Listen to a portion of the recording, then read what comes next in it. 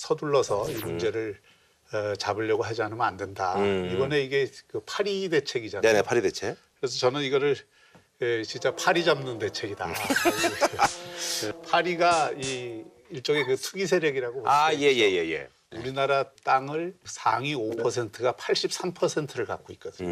그러니까 우리나라에 있어서의 어떤 그 땅의 양극화, 또 주택의 양극화가 대단히 심합니다. 네. 그러니까 이번 그 투기 대책의 핵심도 결국 다주택 보유자들을 정상화하는 네네네. 거예요. 그러니까 이번 같은 경우에는 정책 당국자들 판단은 수급 상황보다는 투기 세력들의 준동이 더 큰 문제다 이런 인식이 있었던 거고요. 근데 네. 문제의식은 이런 거죠. 데이터 흐름을 보면 네. 최근의 이 주택가격 상승을 주도한 것이 투기 수요임을 알려주는 데이터들이 있어요. 이게 김현미 장관이 네네네. 내놨던 통계 중에 보면 지난 한 20년 동안 꾸준히 주택 공급이 계속해서 1년에 몇십만 원씩 이루어졌잖아요. 네네네. 근데 자가 보유율은 거의 안 올랐단 말이에요. 예.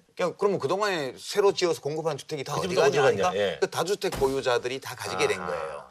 이제 공급을 계속 확대해봤자 기존의 다주택 소유자들이 계속해서 사들이는 방식으로 근데 실수요자들이 돈이 없어서 그런 거는? 그 문제가 있죠. 네. 이 투기적 수요로 인해서 주택 가격이 계속 아, 상승하니까 오르다 보니. 아무리 저축을 하고 이렇게 해도 그걸 못 따라가는 거예요. 그러다 보니까 계속 그 사람들은 월세로 전세로 이렇게 살아야 되고 그리고 돈 많은 사람들은 계속 나오는 집을 잡아가지고 뭐 정식으로 임대사업자 등록도 안 한 상태로 전세, 월세 이렇게 한단 말이에요. 그렇게 되니까 이제 사회적 양극화나 이런 것들이 심화되고 이러니까 실제로 갭 투자라고 해서 최근에 유행했던 거 돈 한 푼 없이 뭐 몇십억 부동산 갭 투자해가지고 부자 된 거 이런 게 베스트셀러가 되고 그런단 말이에요. 심지어 20대 대학생, 뭐 네. 30대 이 셀러리맨, 뭐 이런 사람들도 갭 투자를 많이 했어요.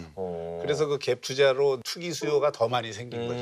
그래서 이제 이번 조처를 보면 이중삼중의 규제를 지금 했는데요. 핵심이 단기간에 단타 매매로 집 사서 팔아치우고 이렇게 해서 차익 노리는 거. 네네네. 이거는 이제 양도소득세를 엄청나게 강화해서 내년 4월부터 이제 들어가니까 그때까지 조정하시오. 이런 사인을 지금 낸 거죠. 가산세를 붙여서 뭐 3주택 이상 되면 막 차익의 반 이상을 지금 양도소득세로 걸어드리겠다 이런 내용이고요. 그다음에 지금까지는 보유만 일정 기간 해도 감면해줬는데 네네. 이제는 그런 거 완전히 없어도. 살지 네. 않으면 안 해준다는 거고요. 금융규제도 강화해서 네네. 이렇게 막 돈 꿔가지고 LGBTI, 금융기관에서 예, 이렇게 하지 못하게 해서 대출 요건도 강화를 네네. 하고 대출 규모도 제한을 하고 네네. 이렇게 해서 빚내서 집을 살기 어렵게 만드는 조처들도 들어있고요.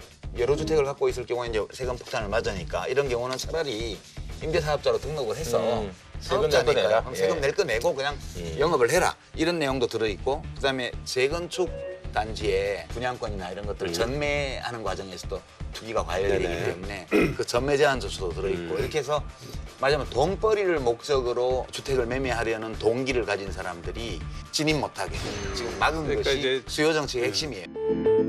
다채로운 즐거움 JTBC